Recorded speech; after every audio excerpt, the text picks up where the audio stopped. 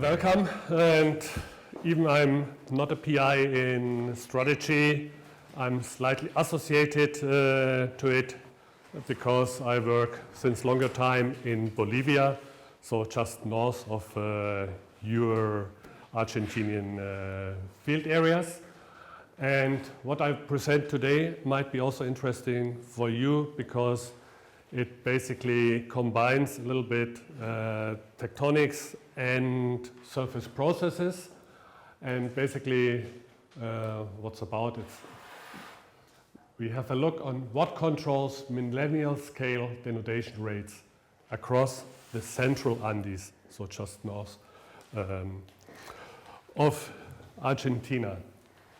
And this is of course not a work I'm just doing alone. I collaborate here with Oliver Korup here in-house, but also with Fritz Schluniger from Bern University and Florian Kober, which was a former colleague from ETH, where I also did my PhD, and he's now at the NACRA in Switzerland. So what is the motivation for this study? So sustainable planning of erosion control measures in the central Andes require robust knowledge about the natural denudation rates and the processes. It started actually with a project in collaboration with the environmental ministry in Bolivia, and we were looking in details to the Rio Grande catchment because they want to build hydropower station in there and dams, but also concerning the irrigation for agriculture purpose was a certain interest of them. So of course we are looking more on the rates and the processes. So can we expose the main factors controlling natural denudation rates by geomorphic analysis? And for that reason we compiled now the geomorphic analysis of a data set combining 164 new and published 10 beryllium catchment-wide denudation rates. First, let's have a look to the central Andes. So since you're all expert already in the Andes, I don't need to introduce them too much in the detail. So we are here in the central part of the Andes, where we actually have the Bolivian orocline. So a change in the general trend from northwest, southeast to north-south. So in the west we have the pre-Cordillera, so we start with the Pacific, then we have the pre-Cordillera, here part of Chile, Peru, then the western Cordillera with the volcanoes, so we have the volcanic arc here from the subduction zone of the Nazca Plate, then the Altiplano at around 3,800 to 4,000 meter, and adjacent to the east, the eastern Cordillera with Cordillera Real, here a very pronounced one. I will come back to this Cordillera Real later on, and then with the Inter-Andean zone we slowly descend down to the across the sub-Andes to the Chaco foreland basin. And in terms of structures, here's just a small cross-section from Onken. So we see here on the Altiplano that we have then the eastern Cordillera here, the Inter-Andean zone, and the very classical fault and thrust belt to the foreland, and these are actually constituting the sub-Andes. This is a little bit the difference to what you have south of it with the broken foreland models in Argentina. Yeah, so here in this part we look more on the classical fault and thrust belts. More in detail when we have just a topographic section now running from the west towards the east. You see very clearly the watershed here on the western Cordillera, the Altiplano with little relief, and then the eastern Cordillera Inter-Andean zone and the sub-Andes and the Chaco foreland. Now what you see here is a trimmed data set processed by Bodo Bokhagen, and you see additional this transect here, which is equal up here in the upper part. And at this one, you don't see a strong precipitation gradient. Yeah, so we have around 1 to 2 meters precipitation maxima here on the eastern flank of the Andes, whereas to the north, there's much higher and a very pronounced gradient. So when we look at transects up here, then we see that we cross an orographic barrier where we have up to 6 to 7 meters of precipitation per year. How does the topography look like? We have now a look at this southern one, this southern swath profile. Of course, we have again the Altiplano, and then you see that the minimum line here does not coincide with the maximum topography. That means there is a catchment actually eroding or incising into the Altiplano, and this is the Rio La Paz catchment, which crossed the eastern Cordillera and is incising actively the Altiplano. One transect across the Cordillera Real.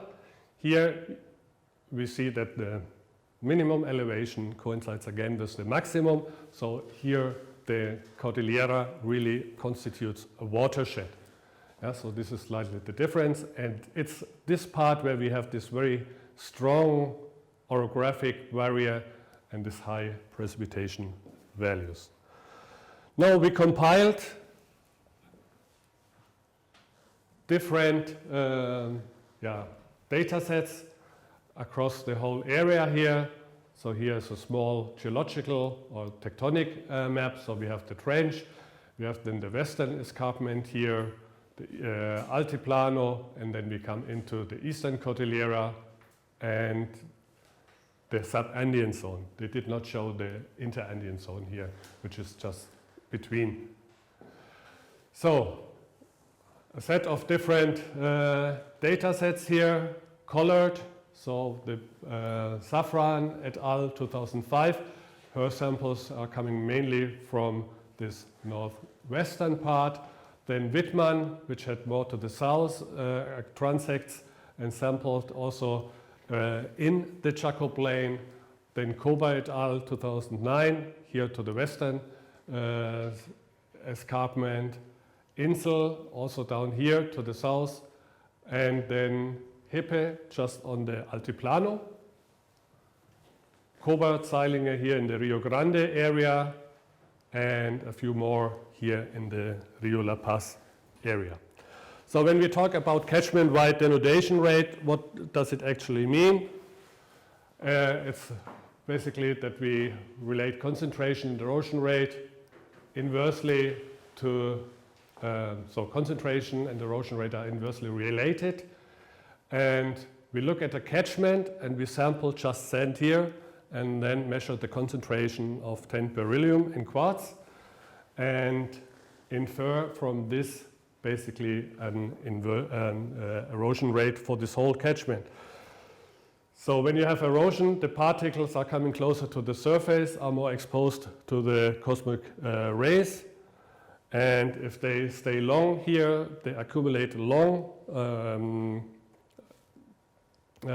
getting a high concentration, and this can be measured. That means high correlation, concentration, low erosion rate, and vice versa. And of course, then we assume that we have a perfect mixing within the catchment when we have these samples. So catchments which have a very strong, or which are strongly affected by deep-seated landslides might cause problems for this method. Yeah? Because then we don't have a good mixing overall. So that's about the catchment denudation rates. They are integrating, depending a little bit on the rate, from 200 years maybe to 10,000 years. So this is the time, the integration time we are looking at. Let's see what the different data sets and authors were stating. So Safran, these are the points of her here. She says that climate and lithology do not appear to exert first-order controls on patterns of basin averaged erosion rates in the Bolivian Andes. So she said, okay, she doesn't see too much strong effects from lithology or climate on these erosion rates.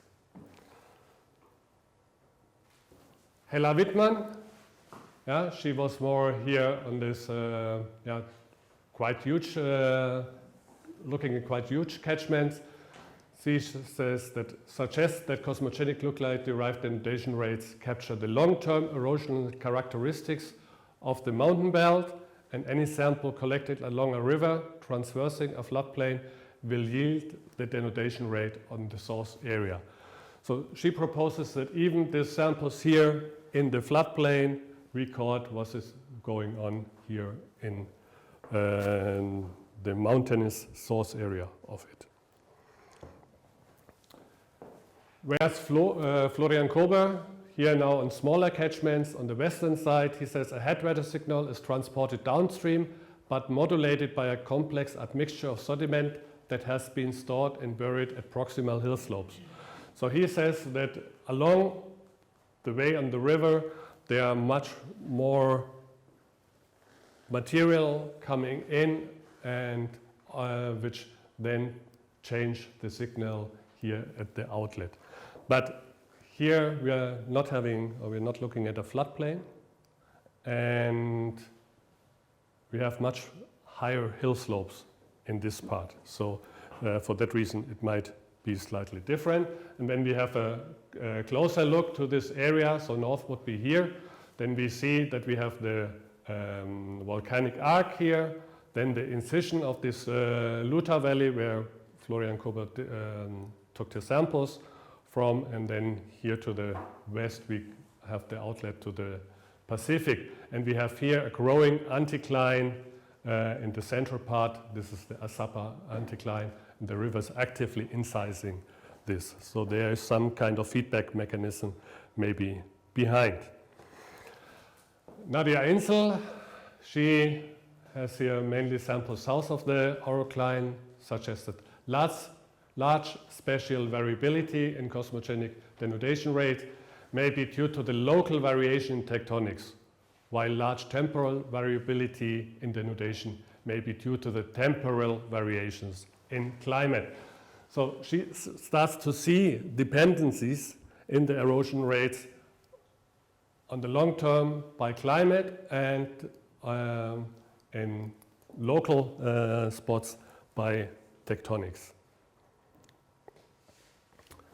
Christina Hippe, yeah, she worked only exclusively here on the Altiplano. She says no significant correlation is recorded between denudation rates of individual catchments and morphological basins parameters. This is attributed to the overall little variability in morphology. Yeah, all these catchments are sitting on the Altiplano. The average slope is quite low, of course. So she cannot really prove what has been said before. And then we are looking now here on this Rio Grande catchment, here in the purple points. So starting from the Chaco Plain or the Subandean zone and crossing until to the west until the Eastern Cordillera. And our outcome here is, in the absence of a pronounced climatic gradient and based on a cumulative surface uplift, we infer that tectonic activity in the thrust-dominated Subandean belt causes higher denudation rates.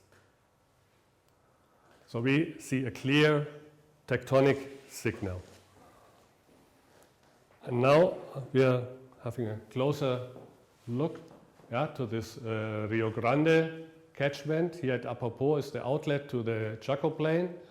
We have part on the Subandean zone of the Interandean and the Eastern Cordillera.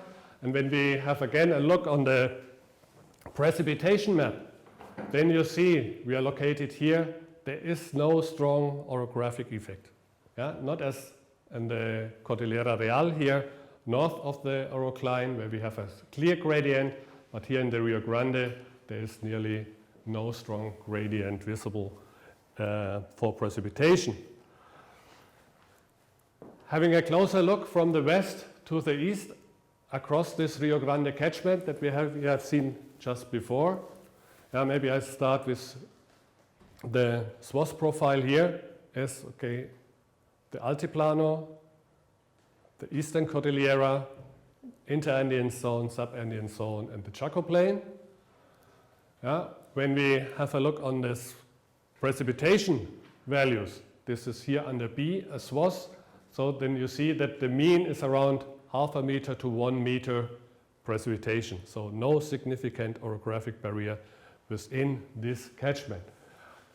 However, when we have a look at the catchment and the denudation rates, then we see that our denudation rates here in the Eastern Cordillera have a mean of around 85 millimeters per 1,000 years. In the Interandean zone, even a little bit lower, around 60. But then when we come to the Subandean catchments, then we have close to 900. So a significant jump between Eastern Cordillera, Interandean zone towards the Subandean zone. Now have a look to this line here. It's the tree cover.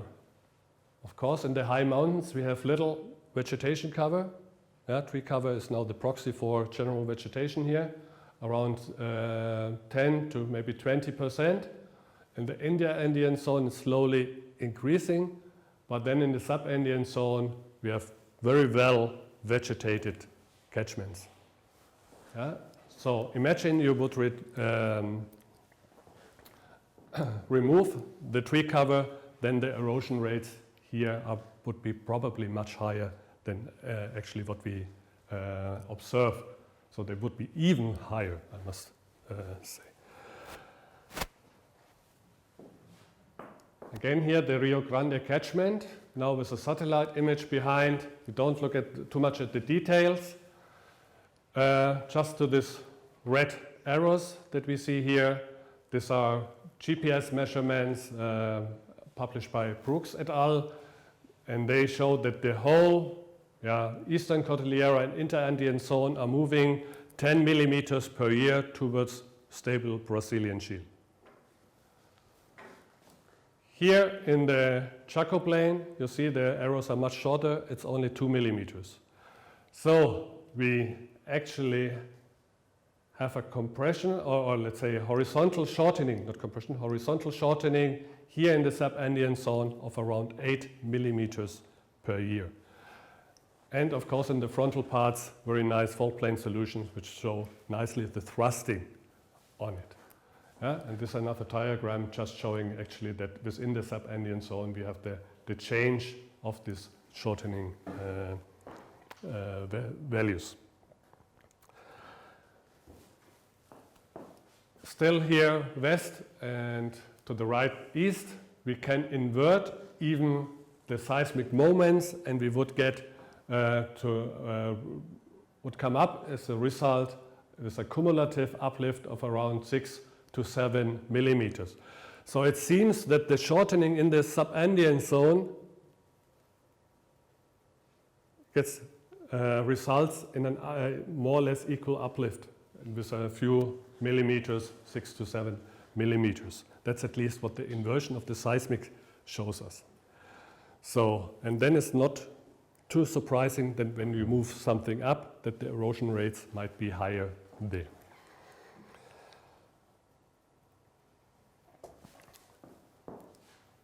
Some unpublished data from the Rio La Paz catchment, so the catchment which actually is incising the Altiplano.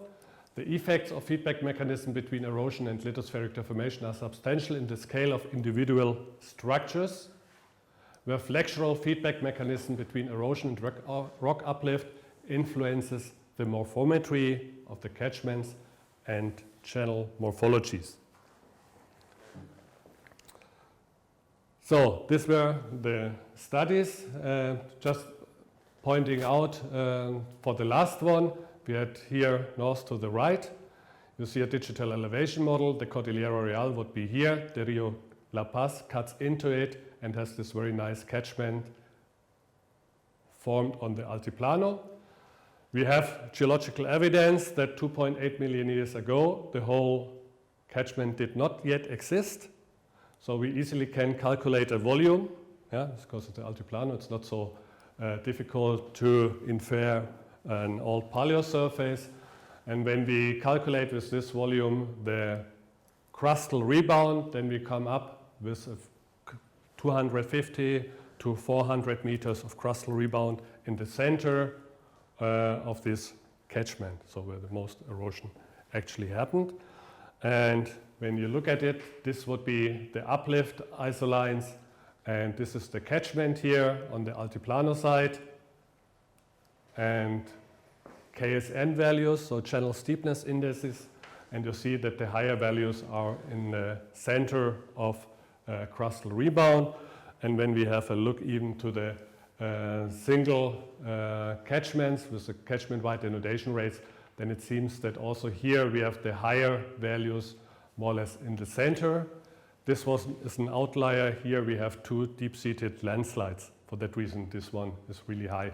But you see that towards the altiplano we have the low values, and here in the center part the higher catchment-wide denudation rates. So it seems that local effects, 80 kilometers by 60 kilometers or so, matter as well for denudation rates. Now let's have a look for all this data. Now you see here in green low denudation rate, in red high denudation rates. Yeah, we don't bother now too much about the absolute values, now just looking relatively to it. And then we see, okay, on the altiplano there are low rates, whereas we have two centers with higher erosion rates, and I just modify a little bit the display of it. Yeah? So you see as polygons, as extruded polygons, the catchments. So here in the subandean zone they have high values, and here in this part close to the Cordillera Real or just east of the Cordillera Real, the high values, and some high values as well here in the most frontal part. So we can then interpret that these values here, because they coincide with the high precipitation, are maybe climate driven, whereas the high denudation rates here in the active fault and thrust belts, so where we have the high shortening rates, are tectonic driven. So we see on the whole picture here and across the central Andes, there might be a climate driven high erosion rates and tectonically driven one.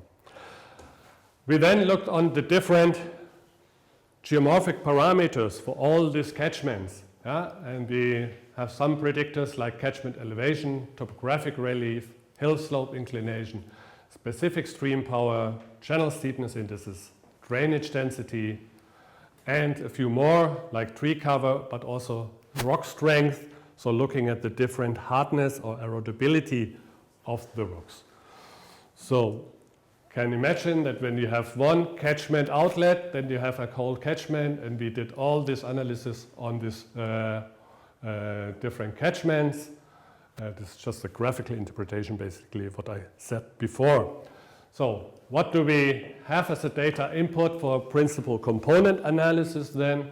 We have this 164 observations with 26 variables, and we are not including the catchment-wide denudation rates for the principal component analysis. We are just looking at the geomorphic parameters that we have, and we can see that 7 of these principal components explain nearly 80% of the total variance. So that is quite good. Let's have a closer look to it. What does it mean actually? So here we have the principal components, starting from principal component 1 to a higher number. And here on the y-axis you see the different parameters like latitude, longitude, elevation, elevation minimum, elevation range, slope, mean, slope standard deviation, skewness. Then we have the relief parameters for different neighborhood sizes, hypsometric index, KSN, mean annual precipitation, tree cover, and so on. And you see that where there's a high number or a low number, you have a high or a positive or negative loading. So just let's look at the first line, for example. We see that the slope, the relief, and the KSN, and they are strongly correlated. Because also in the calculation of the channel steepness index, the slope basically plays a role. Yeah? So it's not a very surprise here. But we also have the rock index or the rock strength index here. High PLI is weak. So this one is then negatively correlated a little bit to the slope. Without going into the details, you can go to all of these principal components. Here, tree cover is correlated also with mean annual precipitation, but more strongly and opposite to elevation. Yeah? High up in the mountains you have low tree cover. Down in the foreland you have high tree cover. Yeah? So that is how you can start to read this complete table. I'm not going into more details on it. Just saying, okay, that more than 70% of the total variance in the 26 variables can be explained by topographic predictors. Yeah, and here are a few of them which I just mentioned before. But what we did additional to it was now having a cluster analysis on these principal components. And we chose a number of 5 clusters, and this cluster are started on an arbitrarily set initial point, and that on the principal components, and we excluded the catchment-wide denudation rates. We also excluded their geographic location because we did not want to have a geographic bias in it. How does the result look like?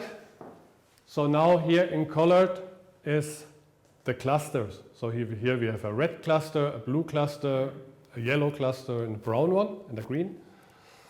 Yeah, mean basin slope, and now plotted against the denudation rate. So you have a general picture showing, okay, this is actually logarithmic here. You increase the mean basin slope, you will increase your erosion rate. Yeah, this is quite straightforward. But what was really surprising for us was this plot here. Again, in color, the clusters, and now plotted against latitude and longitude, so basically their geographic position. And you see here in the stippled lines the mean of these clusters. And you see already the alignment. It's something like northwest to the southeast. And I show you it in a different way, excluding this one on the western side, and now plotted on top of the digital elevation model, and you see that these clusters, which had no geographic bias at all, are aligned on the geographic features. So the blue ones, the green ones, partly here on the Chaco Plain, the blue ones in the Sub-Andean, and these yellow ones are basically in the area where we have the high precipitation. So here, the principal component analysis and the derived clusters inherit somehow that this one is more climatic and this one is more tectonic driven. Now we are looking more details. Okay, what is it, which factor is really the main driving one? Because when we plot before all these geomorphic parameters against catchment, the denudation rates, there is nearly no correlation. We don't see it because for that reason we started then with a principal component analysis. So, but now looking then closer at these clusters, and we just did a new calculation, I have to mention maybe, and for the new calculation we had a kind of an additional value, which was the shortening, which was not included in the calculation before. So we have kind of a shortening field east-west based on this GPS measurements, and we had then derived a mean shortening for each of these catchments. So but this one is included now in the new calculation, which is just underway. Still the clusters here. The mean KSN now normalized, this channel steepness index, normalized for all these 164 values that we had, and the mean slope also normalized. And remember, the yellow cluster is the precipitation-driven cluster, and the blue one is the shortening-driven cluster. Yeah? So they are very distinct in this plot here.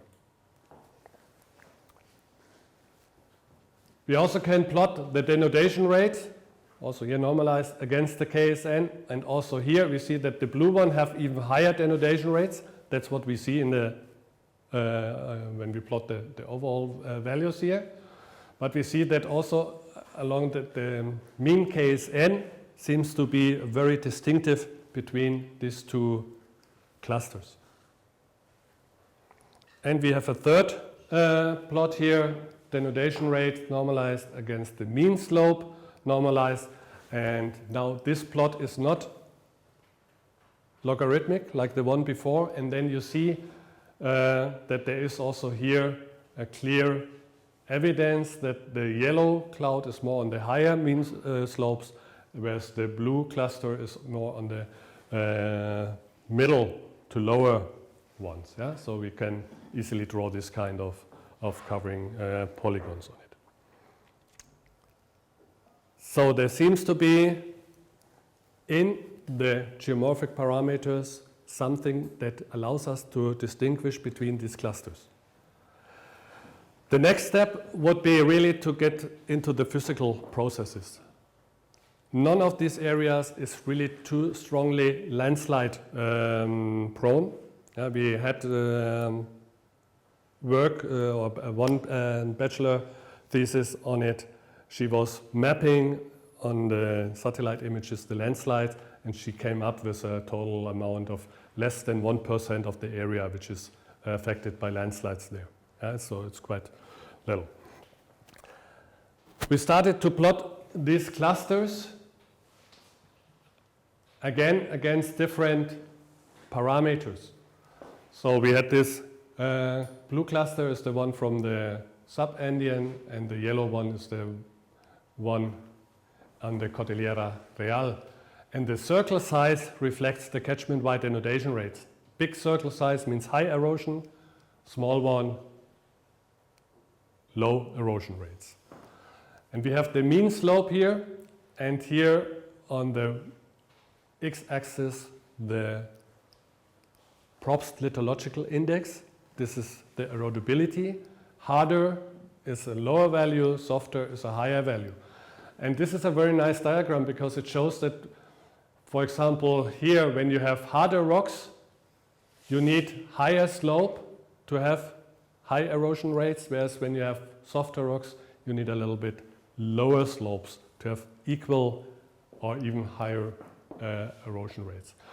So these clusters we plotted then against the different ones, the mean shortening, the one I mentioned just before. It's clear distinction between these two end member clusters, let's say, whereas when we plot precipitation on the y-axis here and vegetation cover on the x-axis, then it's not as separated as it could be.